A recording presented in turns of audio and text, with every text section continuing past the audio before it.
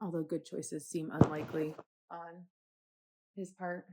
Yeah. He doesn't have a lot of memory and oh crap, are we still recording? Oh my gosh, I didn't even notice. Oh my Did we leave gosh. this on? I think we might have left it on all night. It's okay. It's fine. There was a lot going on at the end of the session. There was. Nobody's fault for No. Anyway, hey everybody, welcome to the second episode of Are We Still Recording? Are A we still podcast about a D&D podcast. It's true. It is early in the morning, so you're gonna have to bear with me and Lindsay this morning, but in a weird weather circumstance, Lindsay got to stay with me last night We instead had of a driving. sleepover. We did have a sleepover instead of her driving all the way back on some icy roads in this weird winter weather we're having. Yep. So instead, we're having coffee. Yep. On my couch. Talking, thinking, rerunning all of the scenarios we could have played. Yeah. In last night's absolutely buck wild combat. But you know what? We were actually, one of our theories was right. It was. We were correct. That never happened. Spoilers, by the way, obviously. Actually, 2 of our theories were correct. Yes, 2 of our 4 theories were correct. 2 of them.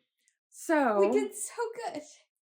So I think in these like post episode recordings, we're kind of just gonna like do a brief summary, or maybe we'll just do like a breakdown of the episode and what happened as far as our brains can remember, because I don't have my notes in front of me this morning. Actually, I'm gonna fix that. I'm gonna get my notes. Okay, so I have my notes. Notes in hand. I took an entire page of a big notebook's worth of notes, so I thought it might be helpful. So to recap, we're on day 4. Yes, of a 10-day journey. Correct. To the Twilight's Accord, and Galileo saw a light, felt a pull, felt very similar to when he got the other shards, the other Luxem. And we started on the island. And we get there, and we're traveling forward. There were maybe some unfortunate phrasing things that happened between the ship and the island. And if you're interested, go check it out. There might be t-shirts. There might not be t-shirts. It's fine. It's okay. Sometimes the hard part for me and Lindsay specifically is that we're the only girls. Yes. In our D&D party.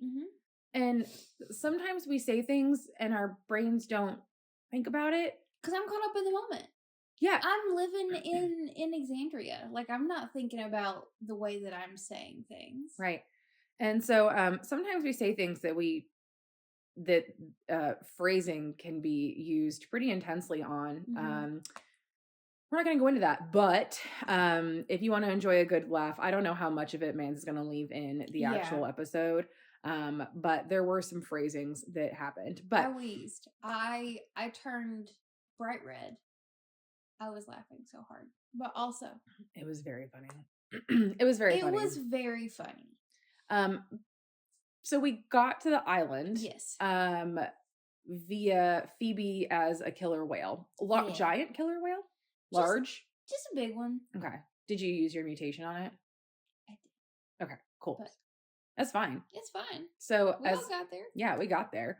And when we got there, we, did our perception checks and investigation checks and things like that. And initially, we thought that the light was going to be coming from either like underground or like underwater. We're going to have to do like some subterranean sort of. Like a dungeon delve. Yes. But once we got onto the island, it was actually just ground level, which was kind of a relief. Yes. But shouldn't have been.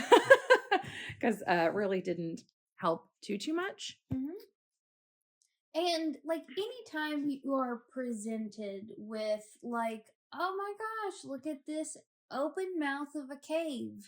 And the thing that you are looking for is directly within your line of sight at the back of the cave. It's true. We're getting a little ahead of ourselves. Yes. Just a little bit though. Because when we got to the island, there was actually a little John boat. Like a single person boat. A dinghy. A dinghy, will. Yes. Forgive me. That had like a set up tent, a bag of rations, and Raj, our grave cleric sorcerer, and Graymore, our homebrew fighter. I think he's a fighter. Blood fighter? I think he's a fighter. Yeah. Basically went to investigate it and found a prayer journal. And the prayer journal was specifically to the Luxon. And the Luxon, if you remember, we briefly talked about this, basically is what the makeup is of Galileo. Galileo is the Luxon. He's made of Luxon bits. So Galileo is the Luxon. And so they found the prayer journal to Luxon. And so we were like, oh, great. This is exactly what we thought. It's the good thing, which, you know. It's just a cool guy. Just a cool guy. With a piece of the shard, and he's just going to give it to us. Which he totally would have. Totally would have. And 100%. He seemed like he was like, he felt the draw and the pull to bring it somewhere. So it felt like we were going to get our easy wish. We just had to find him. Yeah. Raj and Graymore did take the journal, leave a note in sand, leave a couple gold, and we're going to come back to it. Great. No problem. Left a tip for the things that they took. Yeah. And they're just borrowing it. Yeah. To help find him, which actually was helpful. Yeah. And so then we went on, found the cave where, I mean, Galileo is just following the light. So it's not like we had to look. No. And this. Oh, we got the telepathic bond as well. Oh, we did get the telepathic bond. Everybody put their hands in. We did. And Galileo connected all of us telepathically so that we were able to communicate without words and also all see the light that he was seeing, so that it wasn't like just Galileo leading the party. Mm-hmm. We could all kind of get there ourselves. Could we all see it? Mm-hmm. I totally missed that bit. Totally missed it. How he said it to Mans is like what he was going for was like sharing the vision of the light. He did say that. I totally blanked on that. Yes, which was perfect. We did get that telepathic bond, which was really nice. And then we went to the cave. And there was a cave entrance in front of us, you know, checked for traps, all the usual. And when you looked in it, exactly like Lindsay said, you could see it from the outside of the cave. You could see the light right inside, 30, 40 feet inside, in there. 10 feet, 10 feet away, leaning against the wall, bleeding man, maybe alive, maybe not. So what do you do in those situations? What a logical person does is wait and watch the cave and see if anybody comes out. Well, sure, but we didn't know if the person was dead. That's true. And Sylvie and Raj and Phoebe, I don't think any of them would have just been okay. We were told that he was bleeding, which we weren't told he was dead already. Right. So it implied that he was alive. Yeah. And maybe intervention could have saved him. And I only had lay on hands. I mean, I could do cure wounds, but again, like, you know, is magic, can they track that? Can they track my lay on hands? I don't know. It's a class ability and not magic, but it's still magic.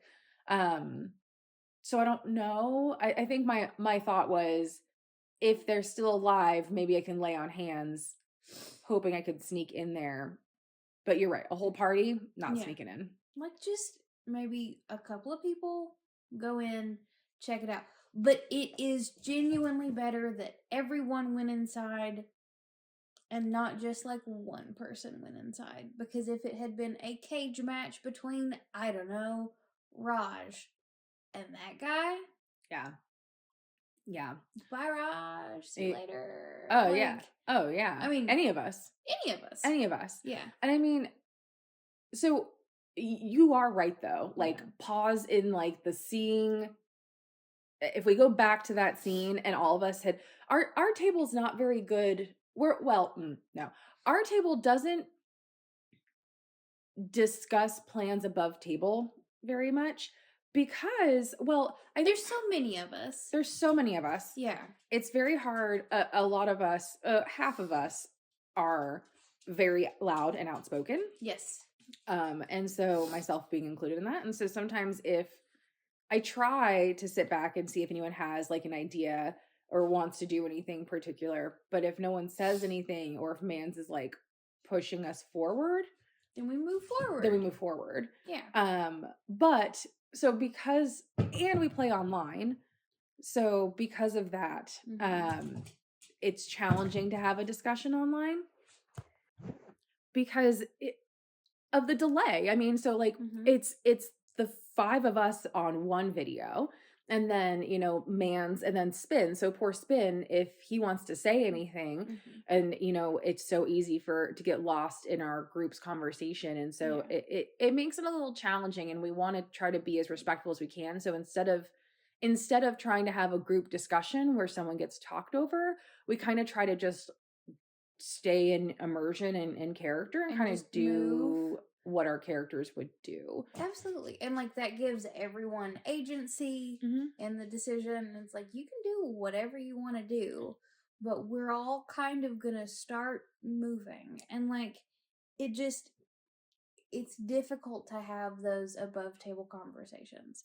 because like if we're just sitting there talking to Spin and Mans is just watching us talk, which I think is okay, but I think it does make us less tactical. Yeah, I was gonna say tactile. Absolutely. And I was like, that's not the right version of that. Almost. But I think that I don't really know another way around it. With a group as big as ours, I think that if we want to keep moving, if we would be in analysis paralysis for ever. We could sit there and plan and plan and plan. And the last time that we sat there and overplanned something, we completely skipped a huge big dungeon that Mans had put together. Like the last time that we were tactical, we were like, oh. Do you mean the bridge or do you mean the peace talks? I mean the peace talks. Yeah, it's like, hey, I know. And I feel I've got bad a whole about castle. That. I feel terrible about that. But like we got in our heads about it. And we thought about it too hard and we're like, no, this is obviously a trap and we're not going in there. But we were supposed to go in because it was going to be a fun trap. I know. Like a cool, fun trap.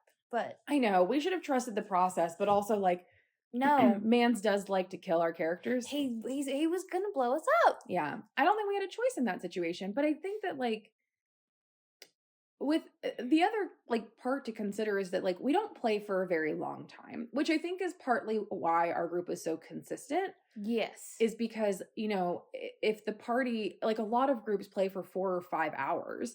Yeah.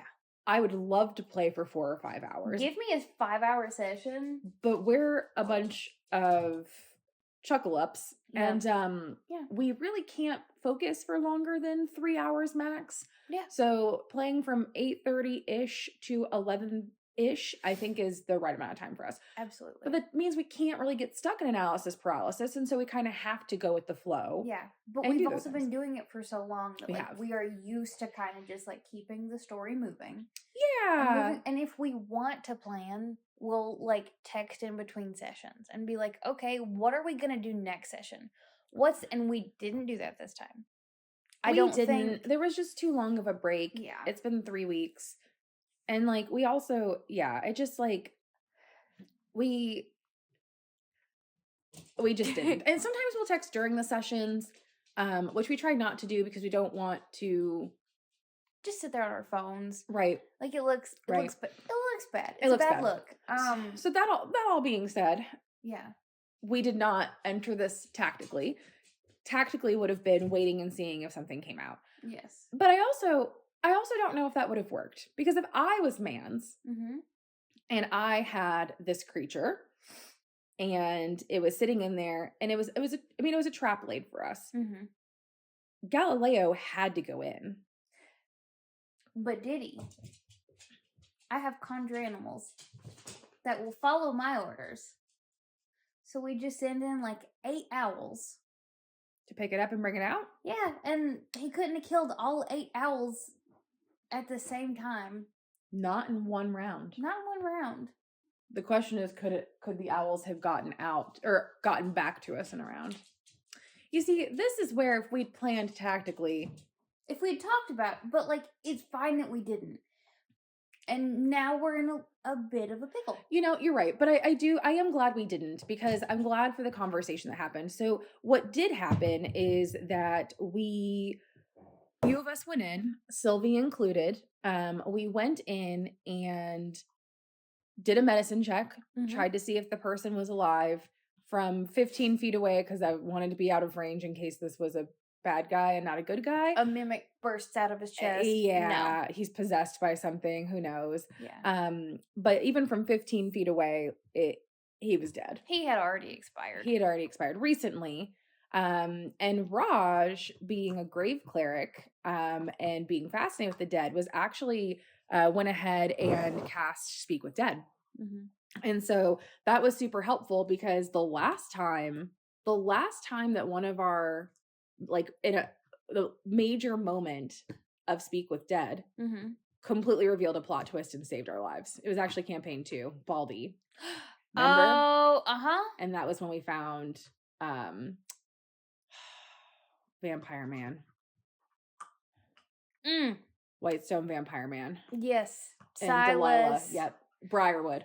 Wait, is it Silas or Cyrus? It's Silas. Silas. Okay. It's Silas Briarwood. I'm thinking Cyrus Amory and Silas Briarwood.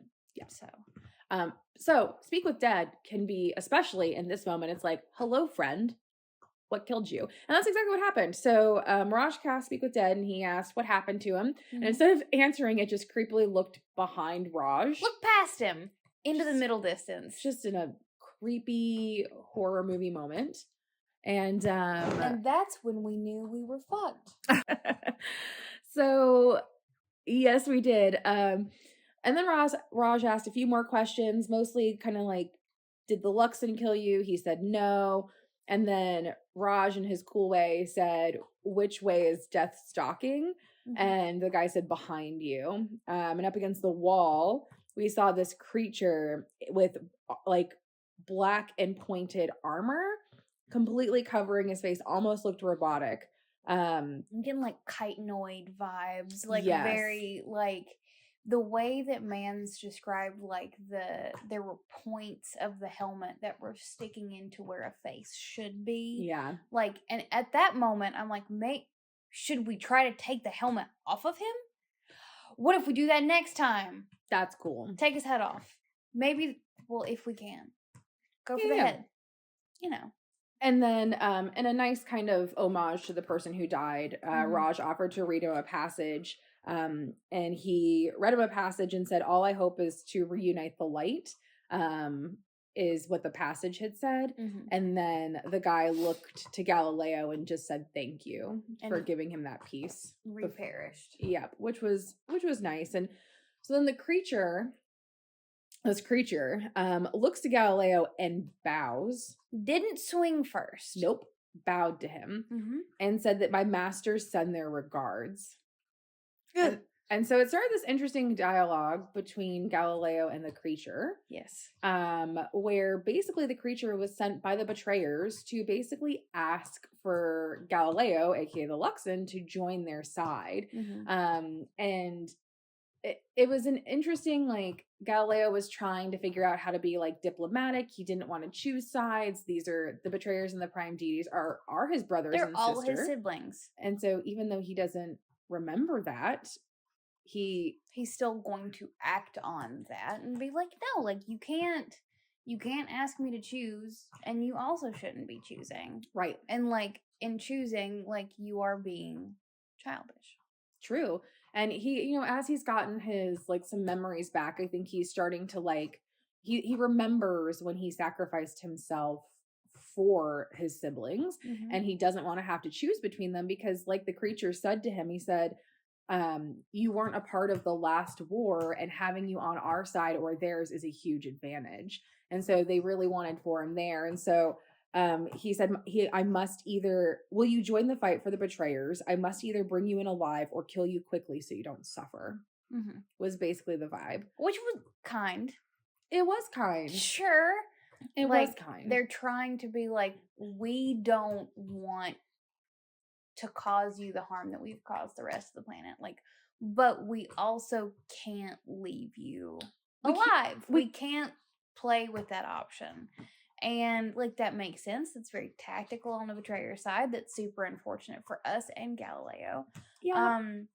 But it kind of gives us hope Yeah. that if we can reunite Galileo completely, we might be able to win this. A Which completed Luxon. we were told this was a suicide mission from the beginning. So Yeah. this is the first time that we've seen any sort of desperation Yep. from the betrayers. Yeah, they're like, hey, you can't choose either side because if you can't choose their side because Right. if you do, we're out of luck. And it's really playing into the Galileo is a nuke theory. It's true. Unfortunately. Yeah. So we were right in the sense that it was some nice person Yeah. with a shard of the Luxon and also a trap from betrayers. Also trapped. It It was was both. both. It was both. So At the same time. So that was nice. And then we went into initiative and we're Mhm. still in initiative. We are still in initiative. Um, And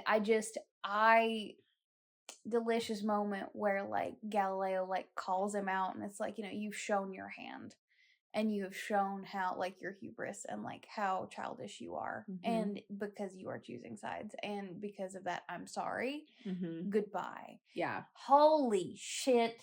Yeah. When our party pulls out the stops on RP. Yeah. So good. It's the best thing ever. It's the best thing ever. And then yes, but we entered initiative with this thing that then just started hacking us to pieces. Well, specifically Galileo, and then we got in the way. Yeah, went in first, and then the entire party was like, we're gonna put ourselves between Galileo and this thing. Yeah. Referred to as the Fallen. Yes. And we should probably point out, because I don't know if we've mentioned this before, Galileo's a wizard. He is a wizard. He's an automaton wizard, so he's a little... He is barely beefier. Little, but that's it. Your average wizard. Still made, maybe I mean, not his toilet paper. His Maybe just AC is like 17, which for a wizard... is fantastic. Yeah, I mean, it didn't help him here when the No. creature had a plus 12 to its attack. Mhm. But anyway, sorry. Yes, this creature did the Fallen, as his name was known, did in fact just hack him apart. It did not want to make him suffer, No. and boy, did it not. So a quick death would have been entirely possible and feasible. Very oh my god. but yeah. like maybe not a quick death for a people. Because I don't know, bleeding out from underneath your ribs. Like, that doesn't feel fast. No, especially because he's missing all the major arteries with that. I mean, there's a lot of arteries that are in there, but he's going like right next to the aorta and like cutting out. So like you gotta. Oh yeah, the dude who was found dead had 2 punctures, and then he was stabbed twice just under the ribs, and then they were ripped diagonally down. So I was getting like praying mantis vibes. Oh, cool. So we're like that's cool. Yeah. Yeah. Rip in. But anyway, did that to Galileo, which I can imagine like if you break a robot completely in half. Yeah. It's like breaking a toy. Like snap. Yeah, I mean, and also where is his light center? It's in his chest cavity, I think is what we... So that he'd have to go a little bit higher up. If he would. I mean, that's a great question. I mean, we already know. So this is all a fair question because Galileo is not yet a god. No, he's just the disparate pieces. Correct. Of the eldest prime. Correct. But we know that gods don't die. At least in our world. Because in campaign 1, Bahamut. Well, actually, I guess it was technically... Well, it was both. It was both. It was both. Ah, Bahamut. Bahamut. I know. He came to help us fight Tiamat, and he got stuck in... But that's fine. We came back. We rescued him. It was fine. No problem. But then in the campaign 2, when the Chained Oblivion beheaded both Bahamut and Tiamat. All of her heads. But... Because they tried to convince me, one of his followers, or was it Vecna's follower? One of the followers tried to convince Jazz, so it was campaign 1. I'm sorry, I'm thinking. But I remember at the end of the whole thing, when Bahamut was quote unquote dead because we saw him die. Yeah. His head rolled into the street.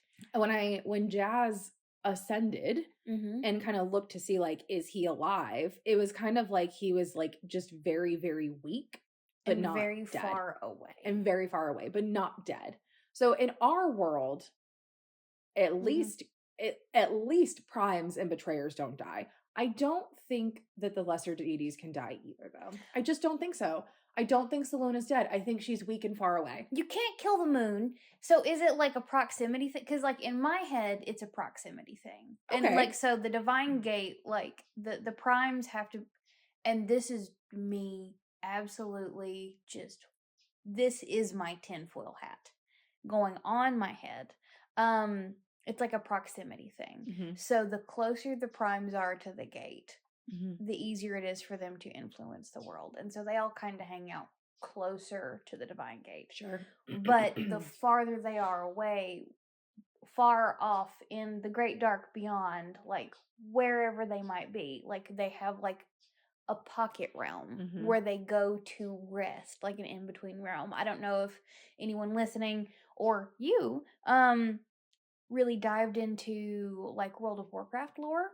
No. So there's Bill would be your guy for that one. absolutely. So there is an in-between place for wild gods. Mhm. So wild gods also don't like die. Mhm. They go back to the realm of death for wild gods, which is Ardenweald, and that's where they sleep.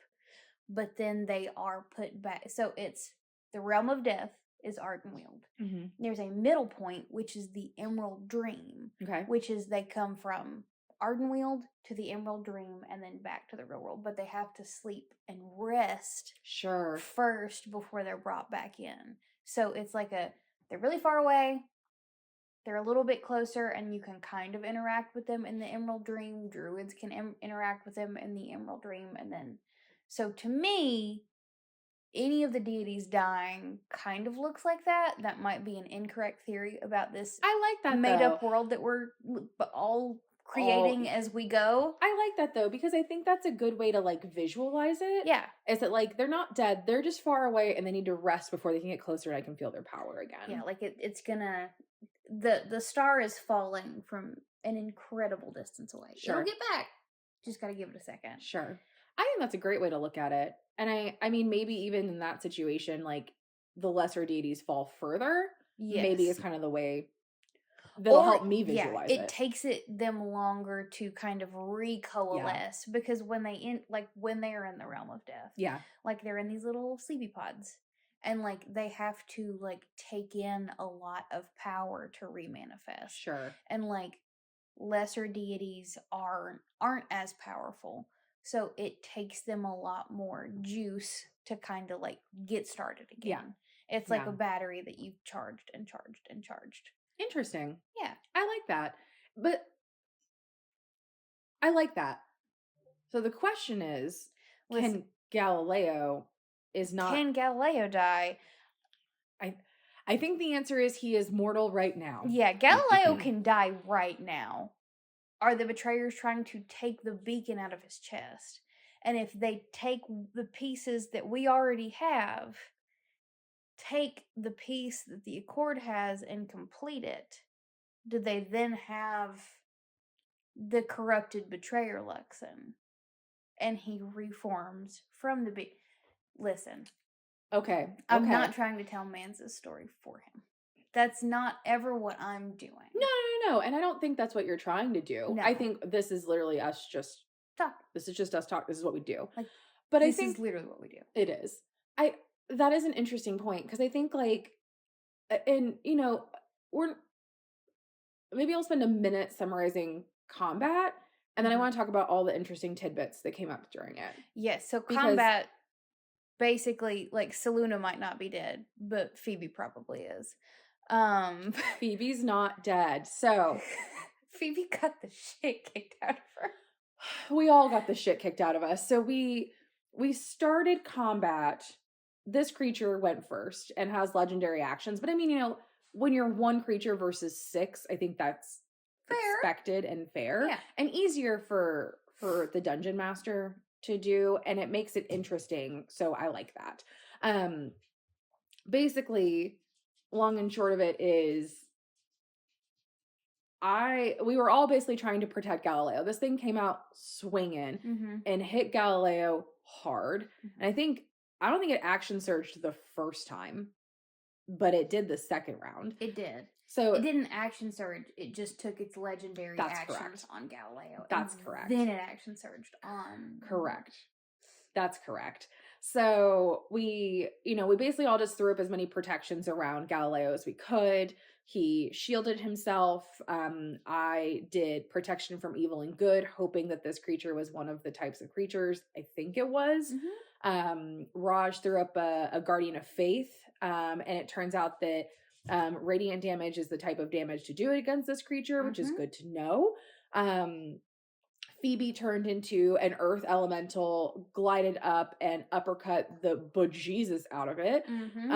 It did not like that and proceeded to strike you down next turn. So for anyone who is unfamiliar, an earth elemental has 126 hit points. He dropped me from my earth elemental form to unconscious so all of my earth elemental HPs and all of my Phoebe HPs in one turn. Yep, and that was with an action surge and with a two crits. But Raj was able to cancel one of them. Yeah. One crit by itself was 136 damage or something like that. It was more than the entire earth elemental. So thankfully that was the one that Raj canceled. But yeah, because 136 damage would have taken me past my permadeath threshold. Yeah, but Phoebe went from the most powerful and large and confident she's ever been. Yep. To unconscious on the ground. So that was cool and fun. Great experience for me, but also the feeling of I finally got to be an elemental and uppercut the big bad. Yeah, it was cool. I did it. I got one. It was cool. I got one hit. And the nice thing is too, Mans is a very kind god, if we haven't said that already. But we have a twin fighting feat. Yes, we do. And so when we're within 15 feet of each other, our damage dice goes up one level, our AC's +2. It's a whole bunch of benefits. And so we had that for one round, and then Phoebe went down. Yes. And obviously I can't get those benefits if she's not conscious. That's gotta be up. Yeah, and again, this is another point where I did not do the tactical version of what I should have done, but we're all learning and we can't remember everything. It's a new feat. It is a new feat, but I basically dragged Phoebe out of, I guess, not out of its range, but just as far as I could. Yeah. And then healed her and went back around, but I took an attack of opportunity in the meantime, and I technically didn't have to, and I didn't do it tactically, but that's okay. We're learning, we move along. But the problem was, and I'm only going to touch briefly on this because this is I guess we'll come back to it. I want to make that a talking point though, is prepared spells on long trips when you don't remember that you're supposed to prepare them. Yes. That's a talking point. But basically this creature unleashed on us. We did as much as we could to kind of... And it wasn't slowing down at all. So Phoebe put up a wall of stone, which was... walled it off. Woke back up for a second and was able to get one, was able to buy us as much time as possible. And so kind of walled it off, hoping that we would get a chance to just run away. And Will was basically... We tried, and it broke the cave down. Bringing the cave down on top of us. So Phoebe was up and sealed us away. Yep.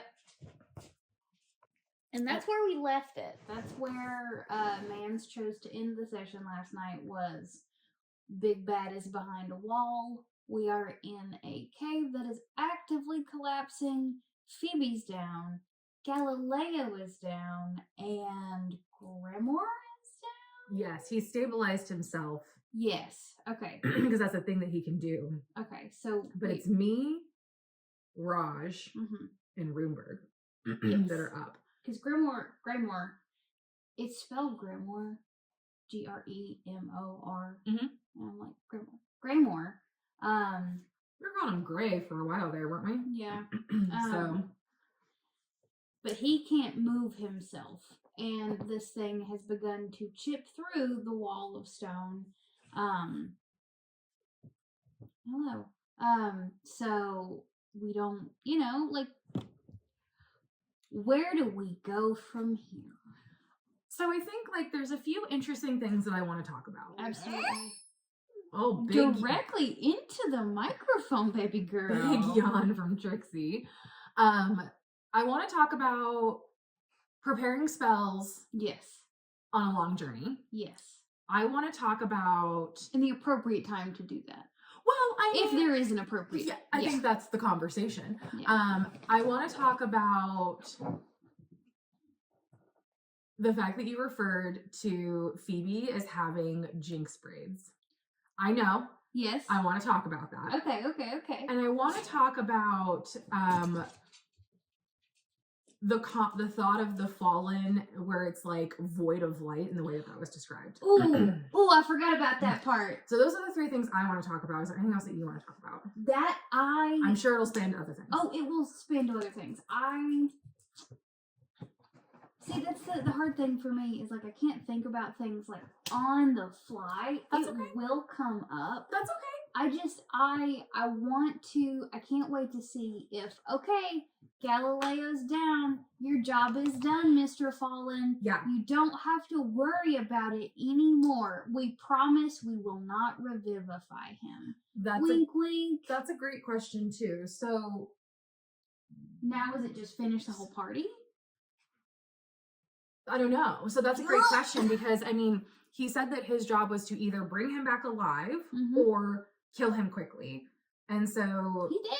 He's not bringing him back dead. He's not bringing him back alive. Unless... That's a great point. Unless... So he did give him the option. And is it too late if we're like, okay, we're going to bring Galileo back. And Galileo's like, actually, you've convinced me. Let's go hang out with the Betrayers for a hot minute. And we do some fun double agent action, like... Well, what even... So, I think there's a couple of options that the Fallen has here. Yeah. Kill Galileo outright. Yes. Which would probably mean he'd bring... I assume, if I were in the DM shoes, like you said earlier, I would bring the beacon back. Yeah. Because leaving it there, that's not the point. I'd bring it back. So that's option 1. Option 2 is just bring Galileo unconscious back. Yeah. That's alive. I don't remember him specifically saying willing. He just said bring him alive or kill him quickly. He might have said willing. He might have. It's possible. I think he said choose. There was like a choose our side. Yeah. That's the vibe I got, but I don't remember exactly. That's true. Yeah. So it could be that, or does he just leave him for us? And then we revivify him. Yeah.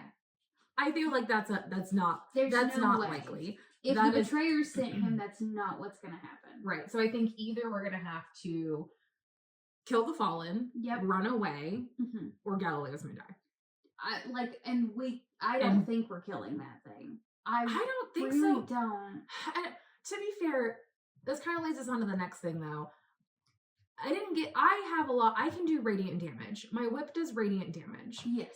So I can do radiant damage this thing if I can hit it. But I've spent most of this time stabilizing. Yes. And that's okay. That's the curse of the healer, right? Isn't it, though? And so this kind of leads us to the next topic, which is on long journeys, when you have a spellcaster that can change their spells every long rest. Yeah. But when you don't RP those long rests, like when it's something that you end the session with a long rest. Sure. In general, if is it appropriate or okay to change your spells at the beginning of combat? Because and this is something that I am 100% guilty of doing. Yeah. Because we will end the session in a place of chill, everything's fine, we're doing a long rest, or we're not doing a long rest, but we are coming out of a long rest and we're diving directly into something.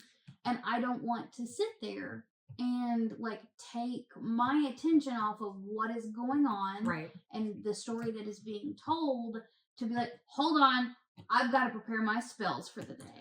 Right. And I mean, like, you know, depending on the class, Yeah. in general, you take a long rest, and in the morning, you pray for spells. Yeah. Right? I mean, like, typically, you pray, you Yeah. do whatever it is you have to do, you meditate, whatever. Do you have to do that first thing?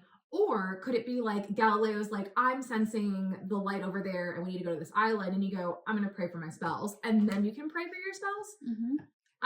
I don't see why you can't. I just thought of something. I'm sorry No, to please. interrupt you. No, you didn't. The Kraken thing didn't happen the morning of this combat. No. Matthew thought it did. So he No. wasn't using his avatar state. I thought he just forgot. No, that was the grasp of Comort. Oh. No, Man said he couldn't use his avatar state because he used it in the vision. No, that was 2 days ago, and we text the group chat. Yeah, that was 2 days ago. Okay. Yeah, I didn't catch that. Sorry. No, please. So, I mean, I think, like, there's some flexibility with that, and I think it's the DM's call. Yeah. I don't think Mans would have a problem with it because in my brain, that makes sense. If I were DMing, I would say, like, yeah, I mean, it's not like noon and you're praying for it, but if it's Yeah. like something happens first thing in the morning, yeah, you can change your spells depending. Yeah. And I think that we saw the light first thing in the morning, so I think Yeah. that happened pretty early on. That was the thing that happened that day. Yeah. So, like, the way I would, like, I guess, not metagame it in, but there's a word for it that I'm not thinking of, like, shoehorn it in is like, okay, this is me preparing the spells while we're on the ship. Like, I prepared these spells while we were sailing towards the light. Yeah. Lindsay as a person Yeah. did not do that. Well, because like the challenge of a spellcaster in general is trying to pick spells for every situation. Yes. The benefit of a spellcaster that can change their spells in a long rest is that if you have any idea of what's going on the next day, you can prepare your spells to kind of plan around that. Yes. In this situation, our particular situation, and what I'm referring to is that our grave cleric did not prepare certain healing spells. Yes. However, he made that grave cleric 2 sessions ago. Mhm. So it's not like he's had time to play with that character. It's not like he's had time, like the character is the same. It's still Raj, but it's like he was not a grave cleric before. And do sorcerers do spells differently? They do. Sorcerers only change spells 1 spell after a level up. Oh my So god. you are stuck with those spells. So he never had that opportunity before when he was purely a sorcerer. Yeah. So now taking levels in cleric, I think this is the first time that this is the first time. It's a huge adjustment. It is. And I think I helped him pick out the spells. I don't hover, obviously. I let him do it. So I thought he had cure wounds from something. And maybe that was just me assuming, because I assume as a cleric and a healer, you're going to get that. But when we were in the combat last night and people were going down, and I was like, oh, are you going to get Phoebe up? Because as a grave cleric, when you cast a healing spell, if someone is down at 0 hit points, they get max healing. So if you say, I'm going to cast Cure Wounds at first level, it's automatically 8 plus his wisdom modifier. And so that is obviously the benefit of a grave cleric, is that they pick them up from down, which means that I don't have to use my action and my lay on hands to do that, or my very limited 3 spell slots to do that. However, we couldn't find where he got that spell. And I'm confident he has it, but I think we just got so many new abilities and magic items that I don't know what happened there. So I think I may ask Mans, or see if Chris wants to ask Mans about like retconning that, because he would have had cure wounds. He would have had a way to heal, because he's a grave cleric. He gets that benefit. He would have had a way to heal. And I just don't know if we're missing it. But that led to some frustration on his part, because he felt like he was letting us down, which, Chris, you didn't. No, absolutely not. Absolutely not. Let's be clear. Yeah, you did not let any of us down. None of us are frustrated with you. None of us are disappointed with you. No. It is, and it is a game. We all care about this game, and you do too, which is why you were frustrated at the situation. But please understand that none of us expect you. None of us expect you to have healing spells on you if you weren't doing it. I thought that you wanted to, so maybe that expectation from me was perhaps misplaced, but I thought that when we talked about it, he had it. And like it's one of those things, and like this is why maybe I prepare spells in a way that many people would disagree with. Sure. It's because I as a person am very forgetful. You're human. It's like there is a week between sessions. Yeah. And like, yes, I'm obviously always thinking about D&D, but I am not thinking about the like exact the moment cogs, we left off. Yeah. the screws that I have to place here. And like there were times when I was Cygnus as a cleric that I don't like, since I had been a cleric the entire time, I at least had cure wounds the entire time.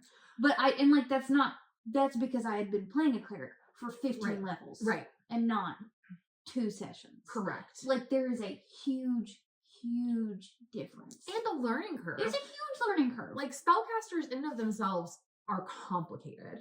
Yeah. And so especially transitioning and not having like it's like muscle memory, right? Like if you're a spellcaster who changes spells in a long rest, it's muscle memory to be like, oh, we got a long rest. You have to literally train yourself to do that. Whereas like I've only played, major campaigns, especially with this group, I've only played a sorcerer. I never had to do that. And when I did take a few levels in cleric, it was literally just to get cure wounds and like 1 or 2 other things. But like I never had to do that. Yeah. The hardest part for me was like the level ups. I would stress the entire week trying to figure out what spell to pick because I couldn't change it for another whole level. Yeah, like what's the next one? Yeah. And so like that was how I did it, but I didn't have that muscle memory. And Chris has played a druid when he played Deegan, so he did obviously like have that to an extent. But druids and clerics are so different. They're so different. The range of spells that you get between the two. Yeah. Because it's like, hey, do you want to hit like a Mack truck? And do you want your party to hit like a Mack truck? Right. Or do you want to heal them? Correct. Those are your options. They are. And like even if he had that muscle memory from a druid, again, it's been a year since he's played one. So he hasn't had to do that. So here we are in a combat expecting, and again, it's been 3 weeks since we played just from the holidays. So it's very possible that he has that spell somewhere, but we'll look into it and see. But I think that as a spellcaster who changes spells in a long rest, I think it is acceptable to change them in that situation. Like when you see combat getting ready to happen and you're like, oh shit. And I think that depends on the situation though, because I'm going to put a caveat on that. Like obviously if you're doing a dungeon crawl, you're not going to do it in between combats. No. But I think like if you have a long journey, a long travel that you're doing like we are, and you don't know what's going to happen, if you get the like, it's day 4, we now see a light and it's like, okay, now we're going to go do something. Well, if we're not just traveling, like I'm going to get some stuff for like, I'm going to prepare my spells. Yes. So I think that is reasonable before we do anything major in the day, but when you have like a context or a primer. Yeah. If you have a night to prepare in session, that is when you should prepare spells. If you do not, like, and you know what you're doing the next day. Sure. If you know, like, if you're being expected to plan. Sure. Then plan. Sure. But, like, in situations like this, where it's like, we're rolling a dice every day to see what the day looks like. Right. And I mean, you know, I think that it's fair to see what the day looks like. You wake up in the morning, you see what the day looks like, and you plan from there. At least check the weather. For sure. I think that is a reasonable way to plan. So I think that if we find out that this was an oops, I flubbed up, I don't think it's going to be a problem to switch to him having cure wounds. But if it is, that's okay. I don't have enough healing. I've already used 2 of my 3 spell slots. I used 1 to cure wounds on Phoebe and 1 for protection from evil and good on Galileo, which I dropped. I only have 1 more spell slot, which means if I want to smite this creature, I can't use any more spells. Yeah. Which means I only have lay on hands hit points. I only have 3 levels in Paladin. I only have 15 hit points worth I can do, which means I can only stabilize. Or I can, and even then, that's my action. Yeah. Which means I can't do radiant damage to this creature. And I think me and Raj, I think are the only creatures that can do radiant damage. You I can have do Moonbeam. When I'm awake, I have Moonbeam. So I don't know if we're going to be able to retcon this, because the curse of being the healer is that you pretty much just do damage control each time. But if you need your healer to do radiant damage, yes, you do. Then it's like, do you let people like down? Because like this guy was doing 50 to 130 damage each round. My level 1 cure wounds ain't doing nothing. No, like it will buy us time for 1 more round. Right, but I might as well use 1 hit point of lay on hands and have 15 of those to get people up, because 1 hit point or 10, it does not make a difference. You're going to go down the next turn. Yeah. So I might as well save my spell, do radiant damage and use that, and then use my lay on hands. So I think that might be the thing to kind of consider. Maybe I'll use like 1 round to do as much damage as I can. And then basically just that'll be the majority of my damage. Anytime I hit with my whip, it'll be radiant damage. I also want us to consider, like, we're caved in. Like, we're stuck with this thing. We are caved in. The entrance is closed. Correct. And our kind and benevolent DM did say, don't y'all know some gods or something? I know. Like, could somebody call mom? Any of the moms? Or dads? Yeah. Anybody. So I think I'll try to reach out to Xerxes. I just don't know how much I can do in 1 turn. Yeah. Which is fine. I just feel like I have a lot to do. Do you remember in campaign 2? I'm sorry. No, you're fine. In campaign 2, when we were in the crumbling, like, underground temple of the Raven Queen, when Cygnus was like, I'll take your deal, but you gotta keep my friends safe. And she held up the ceiling. This would be a really interesting callback. To ask the Raven Queen to hold up the ceiling again? Like, hey, can you help? Can you be here? Can you do something? Or, like, I don't know how fast Cygnus and Victor could get there. If somebody could call, like, we could probably get there pretty fast with several people. I have sending, but again, if I want to use my 1 spell slot that I have left to smite and do extra damage. So what are we doing here? Yeah. Those are kind of our options. I do think that it's reasonable. I think we're good on the caster thing. Yeah. On the spell casting thing. While we're talking about the creature, he was described as like void of all light. Yeah, he's the opposite of. He seemed to be sucking the light in. Yes. Yeah. Yes. And also our blood. Did man say that? He did. Ugh. He did. Is he healing himself? I don't know. Which is worse? I don't know. That's a great question. So it's possible. You said something about the Chained Oblivion. I did. What were you thinking? What were you talking about? So, okay.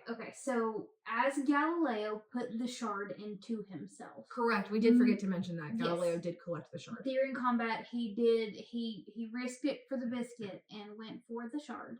And as he was placing the shard into his chest, man described it as this multifaceted, like more facets than you can like understand or comprehend on this fragment of light. And he was talking about the different reflections of the different colors in all the fragments of light. And my brain went to the mirror blade of the Chained Oblivion. Oh, that's cool. Yeah, and how that's kind of the antithesis of that. is instead of a shard of light that puts forth possibility and all possibilities, a shard blade in which possibility is trapped and ended. That's Because so the blade cool. ends in and of itself as a prison. That's so cool. Just I love that. something that hit me in between my eyes. That's really cool. In the middle. I'm like, oh shit. I wonder if Mance did that on purpose or not. I don't know. It's really interesting. I know. can't wait till he listens to this. Yeah. You just text us, buddy. Or don't. You live your best life, but I want to know. I think that's cool if that was intentional or not. I always love when I like find a trail and I start sniffing it out. And I'm like, You're hey, good at it. what do you think about this? And he'll send me a GIF. And I'm like, what does that mean? Did I get it right? And it's another GIF. I'm like, no, but did I get it right? I don't need to know because that's the fun part about storytelling. But also, sometimes that's nice. It is nice, especially because he gives us so many like hints and clues and things to kind of go off of. Yeah. So I think that's fun. It's fun to rabbit hole. And that's what I do professionally. Yeah, that's a great point. I mean, The Fallen is very much the antithesis to Galileo. Absolutely. Which I think is interesting. He is the void of all light and cold. Didn't he say he was cold? Maybe? I don't remember that specifically, but maybe. Maybe like the blood is turning cold. Oh, you're right. Like, you're right. He did say that. He did say it was like water turning to ice. Yeah. As it got like absorbed into him. Yeah. Cool. Weird. Yeah. We're in trouble. We are. We are. But we might have a way out of it. We've got some calling we can do. People to call. So then the last thing I wanted to talk about is you referring to Phoebe as Jinx or having Jinx braids. Yeah. You don't think that Phoebe's Jinx, do you? No, by no means. But I'm not gonna spoil too much Arcane. Okay. Because I don't know how far you've watched. I've gotten to the point where I I think we're on like episode 5 or 6 of season 1. Okay. So we know adult that. Jinx. Correct. Cool. So no, I don't think that Phoebe is Jinx. I mostly did that because I think Jinx's braids are cool as fuck. Sure. I love them. But because like I think that they're like in this post-apocalyptic world. Yeah. Like there is an edge. There is that edge of like how far can I push this? How fast can I drive this car? Just see what happens. Because like we don't know if our parents are alive. Nope. And it's like maybe if I stretch this as far as I can, like I can get us out of here. If I can hit harder. Yeah. And if I can just get a little weird with it. Yeah. Like Phoebe does not think she is a Jinx. Okay. Either. Okay. That's not it. Okay. But the edge that Jinx has of like, let's just get weird with it. Yeah. Like it doesn't matter, let's get weird. Yeah. Is where I'm coming from. Like okay. That. Okay. Yeah. Let's get weird. Okay. Yeah. Cool. I just want to touch base about that. I was like, oh my god, does she think she's the Jinx in like in this sisterhood? No. Like I don't think that like Sylvie and Phoebe have like a Vi and Powder. I don't think so either. No. Like Sylvie was all like Vi could have been a much kinder older sister. Yeah, I mean they were definitely. It was a bad situation and a bad circumstance and a bad outcome and just a bad day. Yeah. One really, bad day. Really bad day. Yeah. That ended up in her lashing out. Yeah. Yeah. And she tried to go back for her and was chloroformed away. Mm-hmm. And she couldn't.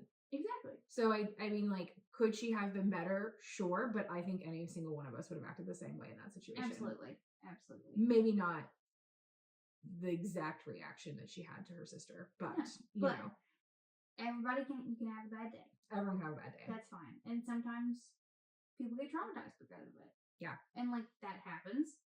Unfortunately, that is also part of the human experience. Yeah. And like, but it gets a little bit more into it, like the farther it goes into I'm sure. it. I'm sure. We are watching it, but we specifically haven't told you guys where we are because we don't want to be attacked with things. Yeah, We're No, take your enjoying time. it. Take your We're time. watching it, and we will get there. Yep.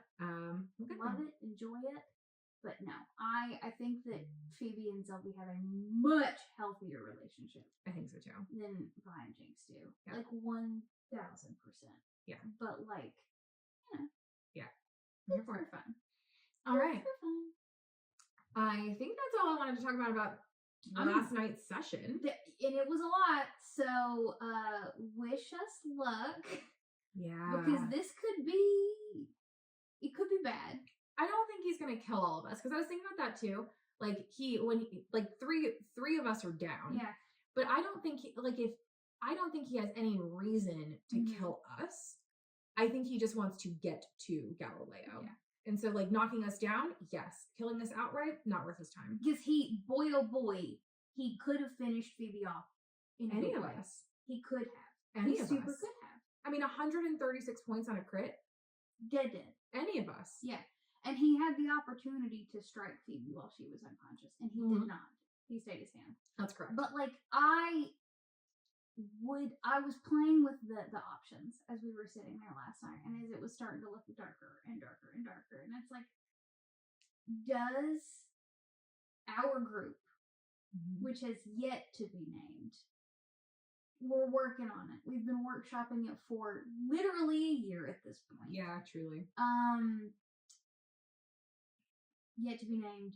I think we should go with the resistance. The resistance is fantastic. I like the resistance. I do too. The resistance is good.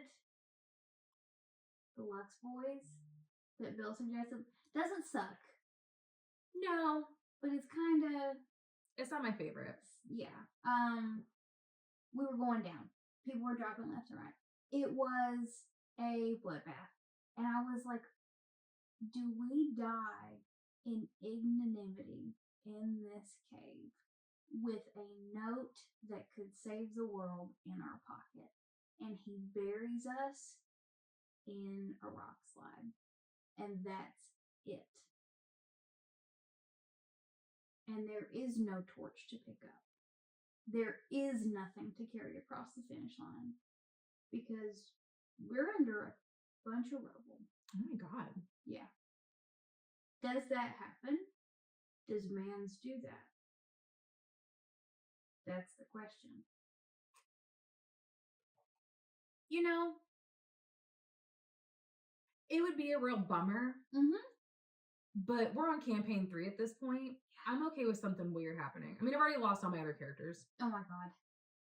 And that would be a weird thing to happen. It would be. And that would be just dark enough. It's so true. It's just dark enough to be like, we are in the darkest timeline. We are. That could happen.